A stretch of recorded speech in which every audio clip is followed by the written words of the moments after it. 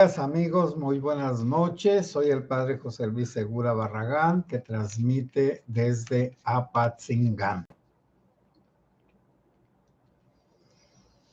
Seguramente ustedes van a oír la opinión de un conocedor de las cosas de la iglesia, un tal Roberto Blancarte.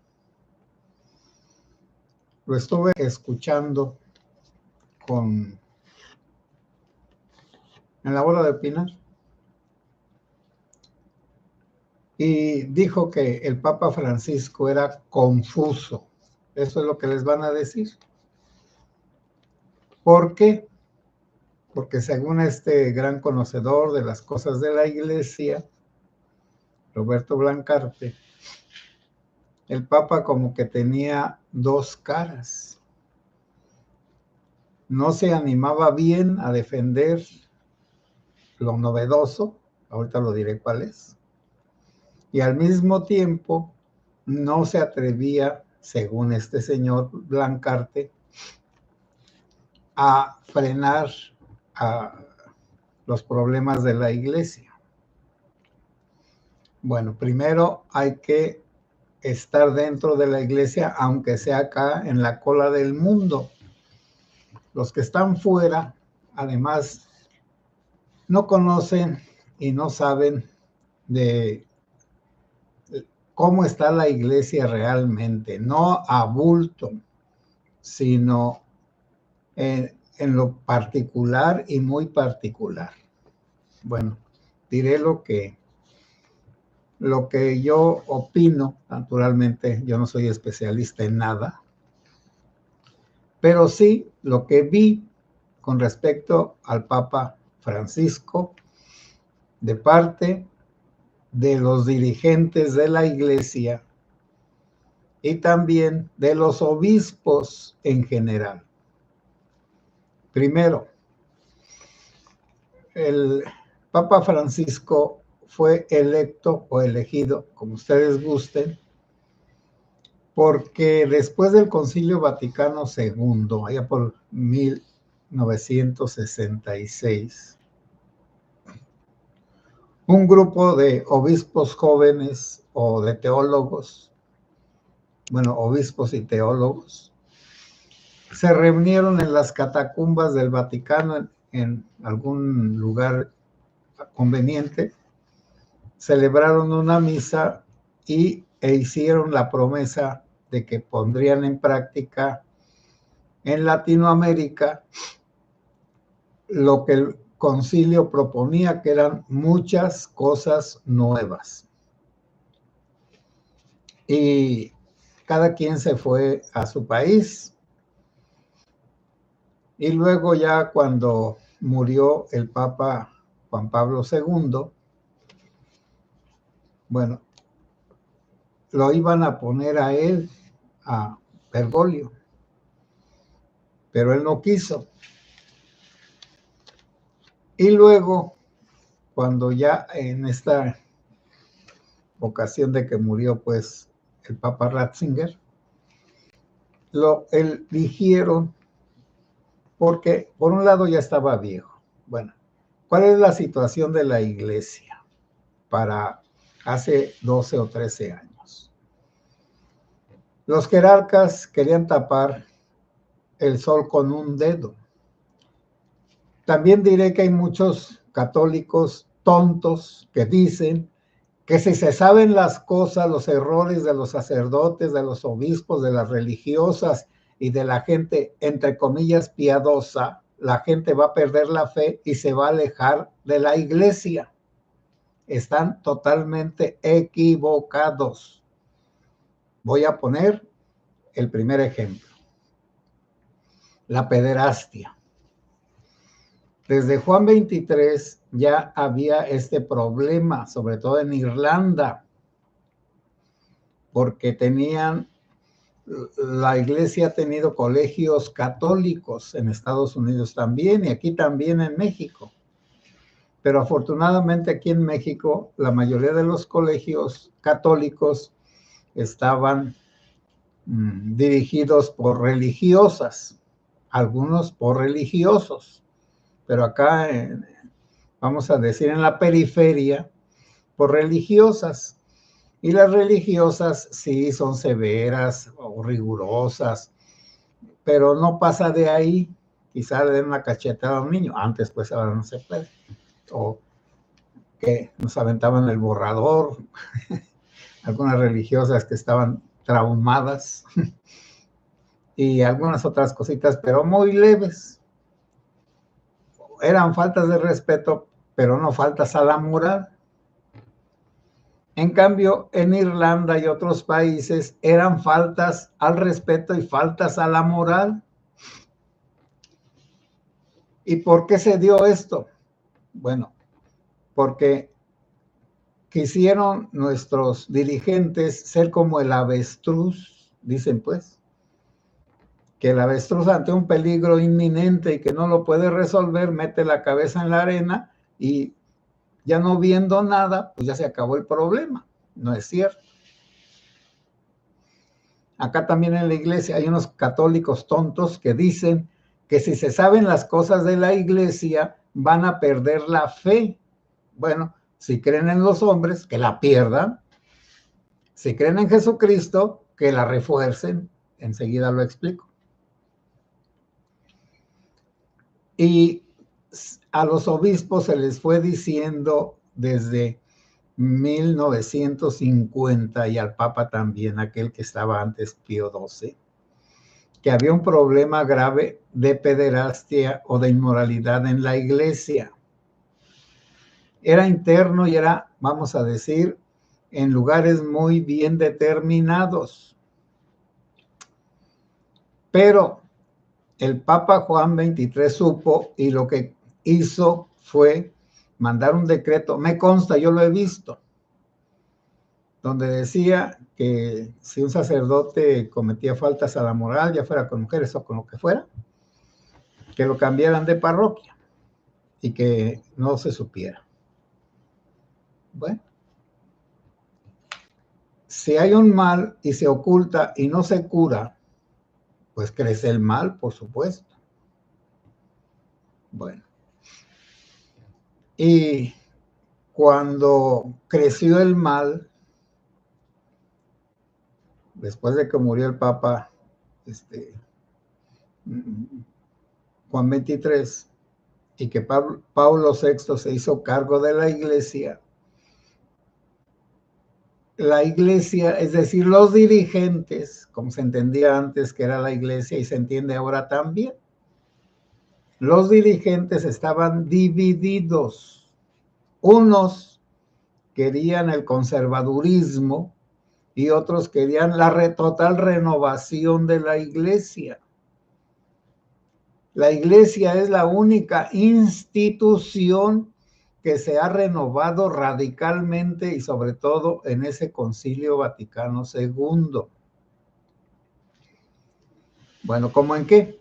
Bueno, antes se decía que la iglesia era la única tabla de salvación. Ahora, bueno, ya decía en la Biblia que la conciencia de cada persona es su tabla de salvación si si acepta el bien y la verdad y si rechaza la mentira y el mal. Está en la Sagrada Escritura. La conciencia es la regla de salvación o de condenación. Pero para el poder eclesiástico de los ministros, entonces se cambió a que solo se salvaba el que recibiera los sacramentos. Y está bien, bueno, es que los sacramentos forjan una identidad, un pueblo y lo unen. Y además, los sacramentos, bueno, voy a poner un ejemplo. El matrimonio. Cuando en la iglesia se obligaba, aún bajo penas severas, a la fidelidad, sobre todo de las mujeres, como a todos, como siempre, el machismo, pues las hijas de los ricos las metían a los conventos y algunas mujeres que tenían oportunidad y tenían dinero preferían irse a un convento a quedarse al mando de un hijo o de un hermano. Nobles, gentes nobles. Hasta fundaban conventos donde las religiosas vivían con una cierta libertad. Hildegarda de Bingen pues, es una religiosa alemana de la Edad Media, naturalmente que no existía Alemania, vamos a decir germana, que es una mística, que es una poetisa, que es una gran escritora y que además tenían un convento cultural, religioso, cultural y libertario para las mujeres. Mandaba una mujer y las mujeres obedecían, naturalmente según las reglas de aquel tiempo.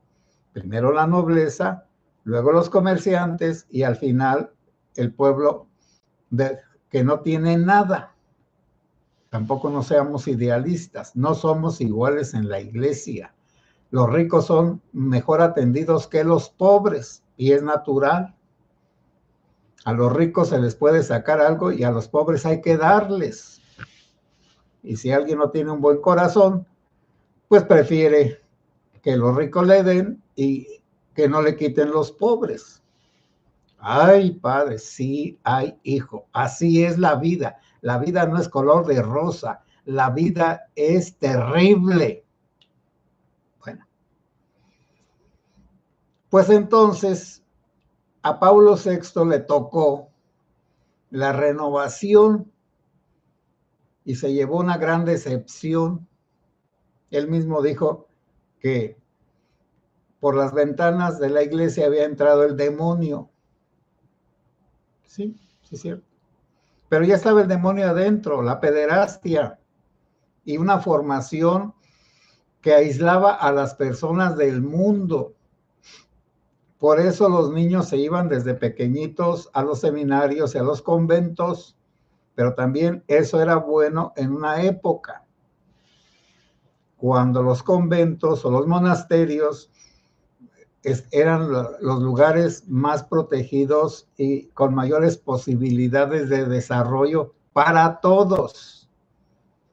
Vean la película del Nombre de la Rosa, o vean alguna de San Francisco de Asís. Entonces ahí van a ver el contraste entre los ricos y entre los pobres, y cómo muchos ricos se hicieron pobres para vivir como Jesucristo, y muchos pobres se hicieron ricos para vivir como los jerarcas y los poderosos, como ocurre hoy. Las liendres que siempre han tenido hambre, cuando llegan a donde hay sangrita, se inflan como garrapatas. De ahí también que viene la sensualidad de un montón de cosas. Bueno, pero voy a continuar. Pablo VI no pudo con el paquete y Lefebvre, un religioso francés muy bueno, muy santo, por aquí hay un video de Lefebvre, del misionero. Él se opuso a la renovación litúrgica, la renovación de los ritos, porque antes todo era en latín y ahora es en la lengua vernácula, se dice, la lengua de cada lugar. Hasta los indígenas tienen su misa en su idioma. Y eso le pareció muy mal. Y luego también quitar de la iglesia el triunfalismo y la sencillez, que se pusiera la sencillez en las vestiduras, en todas las cosas. Por eso también muchas iglesias se destruyeron por dentro, aplicando mal el concilio, porque una cosa era poner la sencillez, pues entonces se toman las cosas y se guardan y hasta se pueden poner en un museo. Pero un padre allá en mi tierra quemó todos los ornamentos antiguos, valiosísimos, históricos, en su tontez de querer renovar los ritos de la iglesia. A mí me tocó ayudarle a quemarlos. Bueno, yo me llevé uno cuando estaba, pues en esa época, chico, a mi casa. Y por supuesto, pues que se me perdió. Como siempre, todas las cosas se le pierden a uno. Bueno. Y ese problema de los que quieren la misa en latín y un montón de tonterías, porque la lengua de Dios es el hebreo, el arameo. Cristo no habló en latín, Cristo habló en arameo. La lengua de la primitiva iglesia es el griego. Primitiva hablo del tiempo de Cristo hasta que en el año 313 Constantino quiso que la iglesia católica hablara latín. Ya hablaban pues latín en Roma y en los países de ese lado del Imperio Romano, pero los que estaban en Oriente pues hablaban griego. Y todos los escritos antiguos de la iglesia, los de los santos padres, están en griego. Los primeros concilios están en griego. Por eso los que dicen que el latín es la lengua de Dios les patina el coco. Y aquí estoy de acuerdo con Carlos V o Carlos I de España y V de Alemania, el del chocolate, no el del chocolate de los panzones, sino el chocolate ese suizo. Bueno, y Carlos V, que era alemán por nacimiento, decía que para hablarle a Dios había que hacerlo en español, y él sabía latín y todo lo demás, pero él le hablaba a Dios en español, él que no era castellano. Bueno, eso en gustos pues se rompen géneros y todo lo demás que ya saben. Pues ahorita está la iglesia así. La gente en Estados Unidos es conservadora y quiere latín y quiere las misas con el cura volteado hacia el altar y dándole la espalda al pueblo. Y también se hizo un desbarajuste en esa renovación litúrgica porque hicieron un espectáculo ridículo con lo más pobre, con lo más vulgar, con lo más pueblerino, con payasadas en la liturgia, curas que bailan y que se mueven y que dan vueltas y un montón de cochinadas y porquerías que a la gente le gusta, a la gente sin educación. Y luego, pues estaba la teología de la liberación, que era la aplicación del método marxista a la renovación eclesiástica. Y luego también está la renovación teológica. Bueno, discúlpenme. Toda esta renovación en la iglesia, el derecho canónico nuevo de 1985, todo esto causó un desorden en la iglesia y es lo que ahorita estamos viviendo. Bueno, para abreviar, pues el Papa Juan Pablo II se dedicó a aventar carita, a hablar en todas partes, a la política, e hizo muchas cosas buenas como tumbar el muro de Berlín, etcétera, etcétera, etcétera. Y nos vino a decir aquí a México ya en el 1979, que los curas no se metieran en política. Era contra la teología de la liberación de la iglesia del pueblo.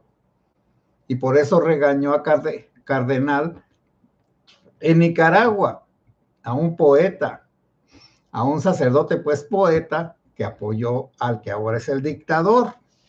Y en aquel tiempo que tumbaron a Somoza. Lo regañó públicamente Juan Pablo II, que ahora es santo. Pero también Juan Pablo II no le entró a lo de la pederastia. Y en Estados Unidos se fue haciendo un clamor y sobre todo los medios de comunicación dieron a conocer en todas partes la podredumbre de la pederastia en la iglesia. Y en Estados Unidos le ganaron a la iglesia y le sacaron hartísimo dinero.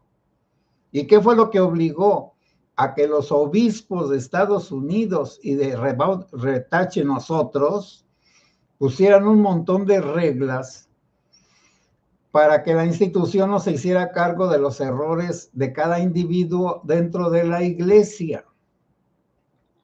Porque allá en Estados Unidos demandaban a la diócesis y eran diócesis muy ricas, pues las dejaron pobretonas, le sacaron todo el dinero, y qué bueno. El demonio las dejó pobres, como Juárez dejó a la iglesia pobre aquí, y también como los presidentes ateos al inicio de la revolución hicieron que la iglesia se purificara de muchas cosas. Y ahora la perversión con ese concordato que se hizo en la iglesia con Salinas de Gortari, el gobierno nos tiene cooptados porque tiene todas las reglas para jodernos en cuestión económica. ¿No lo quiere aplicar? Bueno, ya lo van aplicando.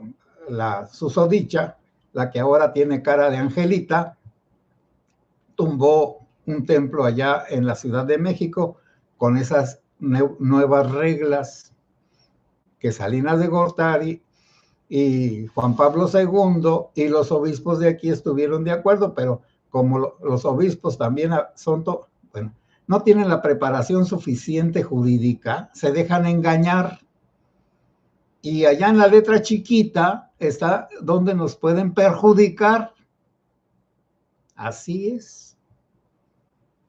Y por lo tanto, pues este pobre papa enfrentó un montón de cosas. Primero, la pederastia, que sí, ya le puso remedio. Y aquí, por eso digo que el Blancarte no sabe lo que dice. Aquí han llegado mandatos del Vaticano donde nos dicen que tengamos cuidado y que no toquemos a los niños. Digo, aquí es imposible, pues, pero que no toquemos a los niños y que a los adolescentes y que no hagamos cosas buenas que parezcan malas.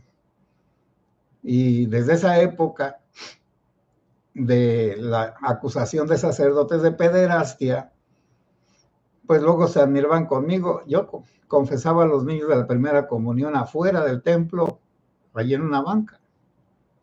¿Qué no debe de confesarlos allá adentro? Sí, pero me mandaron que toda la gente viera cuando se confesaban los niños. Una prevención. Y también que corrieran a todos los curas pederastas, y de que han corrido a algunos, que los han bajado al estado laical, que ahora se llama muy suavemente, que les han pedido su dimisión. Dimisión es su renuncia. Bueno, entonces, lo de la pederastia sí se tomó en cuenta. Que ahora se aplique, pues a lo mejor no, porque si hay algún obispo torcidito, se va a rodear de torciditos y va a autorizar seminarios torciditos. Porque también entendamos que como es el obispo, es su seminario y es su diócesis y es su clero y es la gente. Por supuesto que es muy raro que haya obispos jotitos, ¿verdad? Ay, perdón, homosexuales. Y sacerdotes menos. Bueno. Por eso es muy importante que valoremos todo lo que hizo el Papa. Otro día ya con hoy voy a terminar el tema papal, pero este Papa Francisco hizo un gran esfuerzo por cuidar la naturaleza, lo de la ecología, hizo un gran esfuerzo por ayudar a los migrantes de todas partes, estuvo a favor de los migrantes, estuvo a favor de Gaza. Acabo de subir un videíto aquí, que durante 18 meses, hasta el día que se murió, bueno, el domingo pues, en la tarde, todos los días hablaba a una parroquia católica de Gaza para comunicarse con aquellos cristianos que allí estaban entre los musulmanes, pero pues también sufrían la guerra, y más siendo cristianos. Así que desde que empezó la guerra allí en Gaza con Israel, la gente se fue a vivir al templo o a la dependencia parroquial y allí viven. Y el Papa todos los días durante 18 meses estuvo como dándoles ánimos. Y lo que también no entienden muchos es que el Papa le quitó la solemnidad y como el poder a su persona, saliendo el Viernes Santo como un viejito enfermo a visitar a la gente. Y el domingo, el día que se murió, bueno, se murió el lunes en la mañana, al día siguiente, pues fue a visitar, fue a que lo saludaran y dio un pequeño sermón y petateó. Está lo de la ecología, está lo de los migrantes. Bueno, cuando fue el Vance, el secretario, quién sabe de qué, de Trump, le mandó a un cardenal a que le hablara de humanidad. El Vance es católico, pero es católico de los conservadores. Pues como el Papa a lo mejor ya no tenía ánimos de hablar con ese señor, lo mandó con un cardenal que le dijera que es la misericordia en el cristianismo y que esa expulsión de los migrantes de Estados Unidos no era cristiano. Y es triste que la obispa, una obispa anglicana, le dieron sermón a Trump en lugar de que se lo diera un católico, aunque él no es católico. Bueno, quién sabe qué sea. Bueno, entonces, las personas que dicen que el Papa Francisco era confuso, como dice este señor Roberto Blancarte, no era confuso.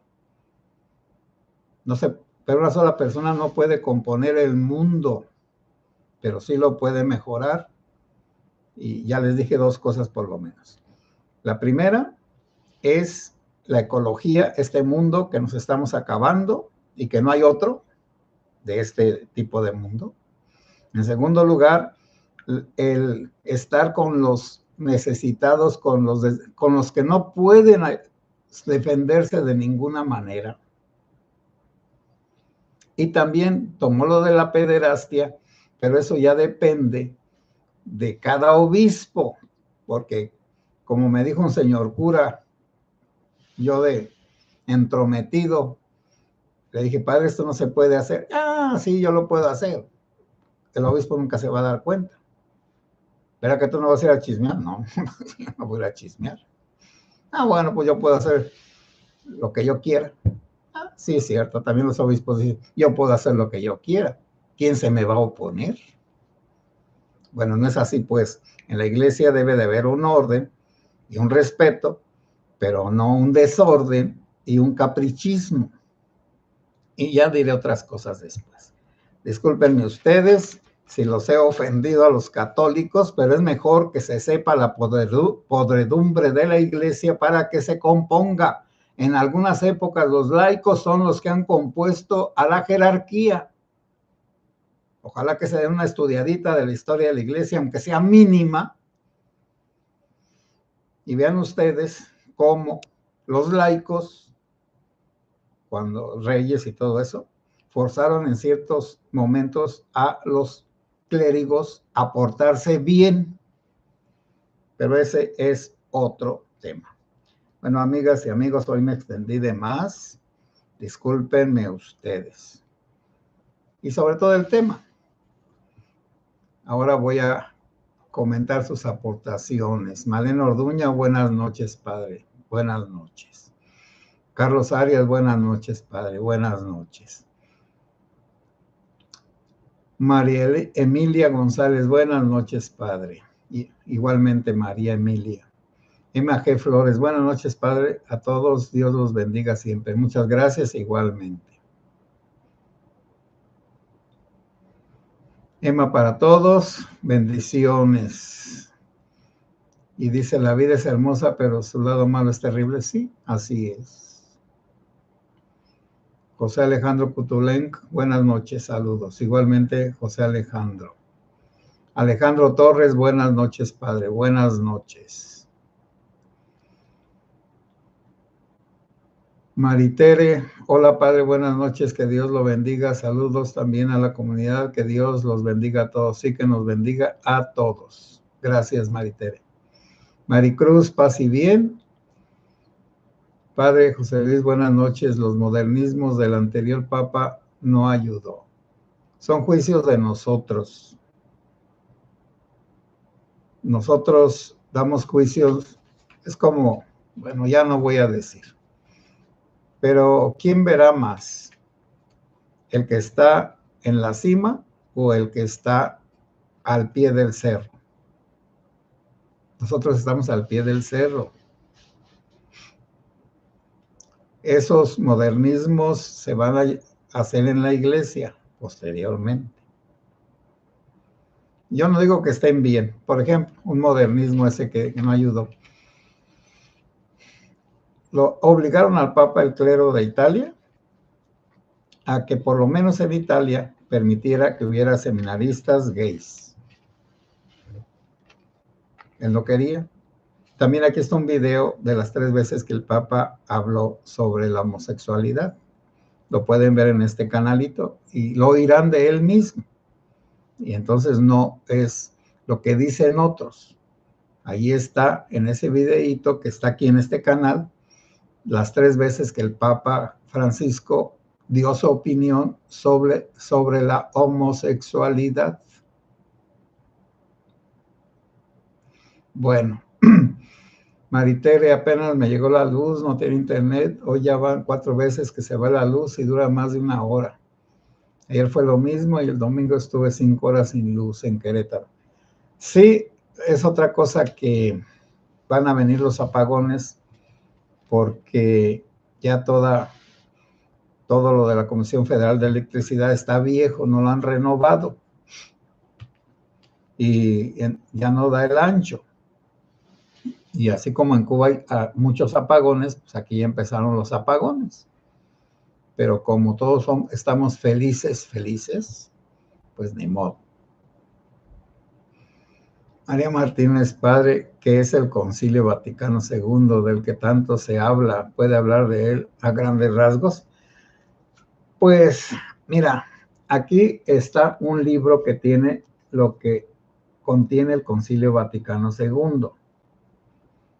Este libro tiene cómo la iglesia se renovó en todo en el libro. Ahora hay que aplicarlo y el problema está en la aplicación, porque hay unos que están en contra y otros que lo deforman la aplicación del Concilio Vaticano II. Por lo tanto, pues así ahorita no te puedo explicar, pero este documento lo puedes comprar en cualquier parte de donde venden libros religiosos y empezar a estudiarlo en lo que a uno le interese, porque tiene para todo, obispos, sacerdotes, iglesias, parroquias, los delitos y todas las cosas que hay, la economía, etcétera. Pero el Concilio Vaticano II es la reunión convocada por el Papa de Roma para todos los obispos del mundo que están en funciones para tocar temas importantes y luego el Papa los revisa con sus ayudantes y luego lo publica y lo hace obligatorio. Eso es el concilio. Este concilio. Concilio quiere decir consejo. Se juntan para un consejo todos los obispos del mundo que están en funciones y tocan temas importantes y luego sale como un mandato, una obligación de practicarlo, de ponerlo en práctica. Elvira Espinosa, buenas noches, padre. Nada más entré para saludarlo de acá de Milwaukee, porque ando trabajando. Más tarde lo escucho. Gracias por enseñarme tanto, porque la verdad no pesca pero incomoda. Sí, también a mí se me pasa, pues. Discúlpenme ustedes. José Alejandro Kutulenko, me acuerdo, el Papa quería ir a Ucrania y mandaba mensajes a la Iglesia Ortodoxa rusa. Sí, pero ya no pudo ir. María Emilia González, al final de cuentas hay una promesa hecha por Cristo a Pedro sobre la iglesia, su esposa, madre y maestra. Las puertas del infierno no prevalecerán sobre ella o contra ella. Sí.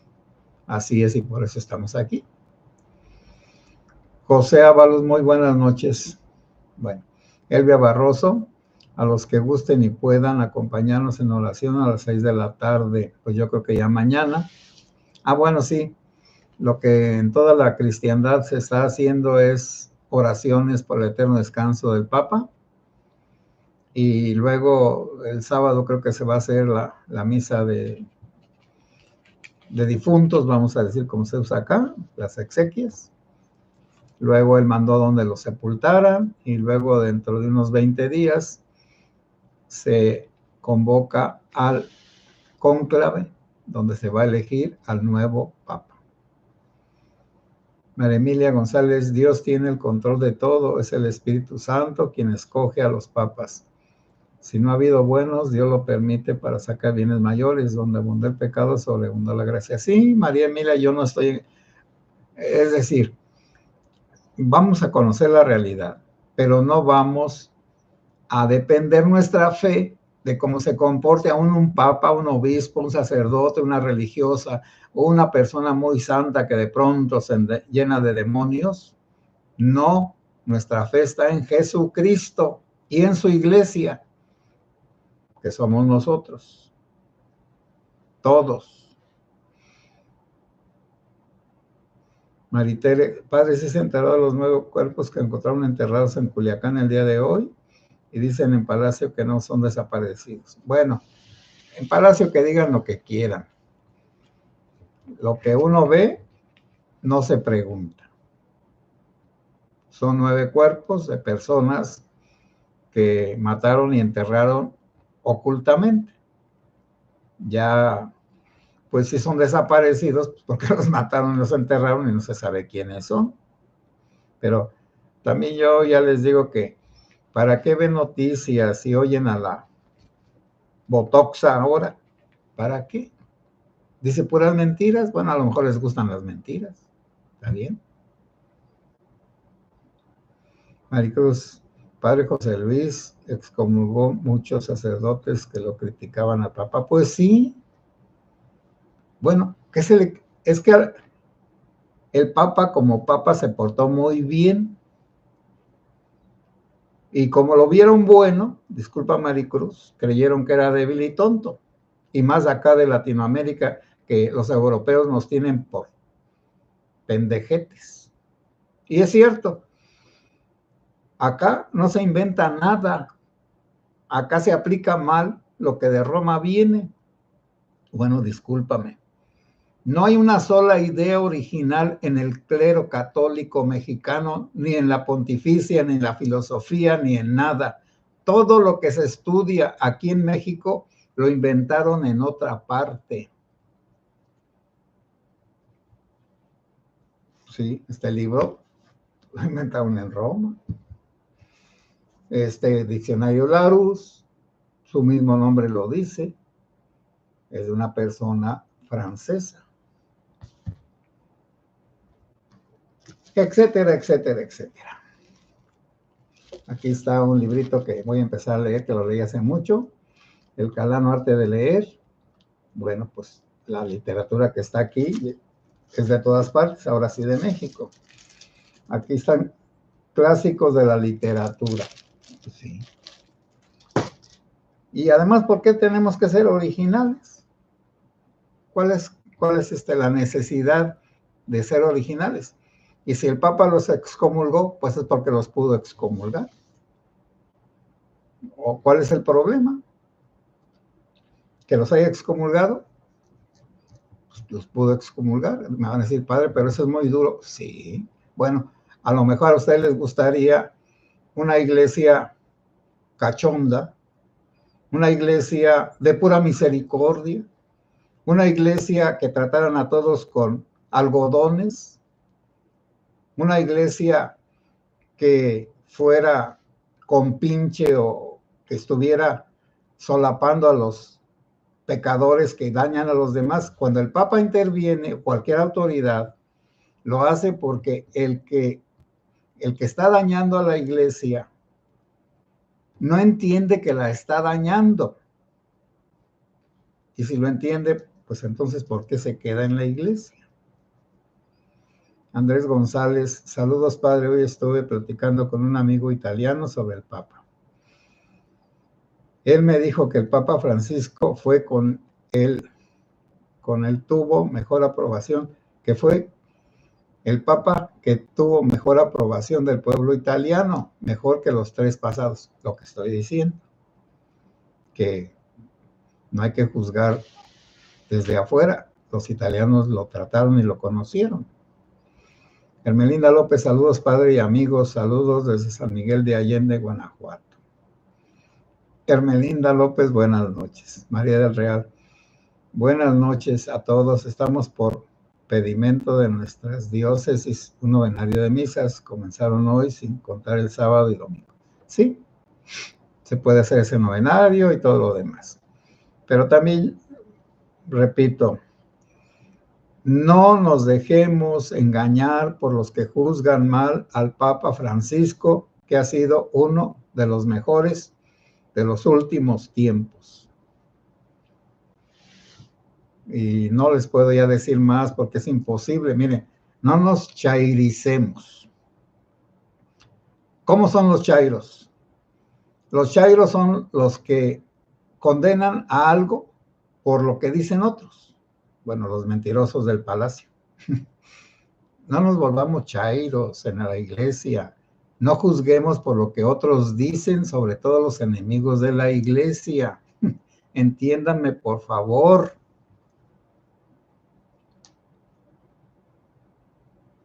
María del Real, bueno. María Emilia González, Jesús era misericordioso, sin embargo, expulsó a los vendedores del templo.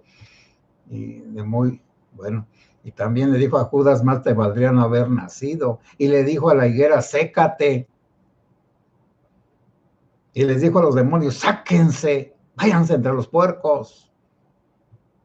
Es que no conocemos a Cristo, o queremos conocer un Cristo lleno de brillantina y afeminado. No, ese no es Cristo. Liliana, yo agradecida con Dios por la vida y vocación del del Papa Francisco. Fue un viento renovador dentro de la iglesia, un gran pastor, un gran apóstol, un gran jesuita, por supuesto. Bueno, discúlpenme ustedes, pero eso de la chairiza católica, yo no lo puedo creer. Maricruz, paz y bien, gracias Padre José Luis, buenas noches. Discúlpenme ustedes, pero necesitamos ser prudentes y ser benignos. Buenas noches y que Dios los bendiga.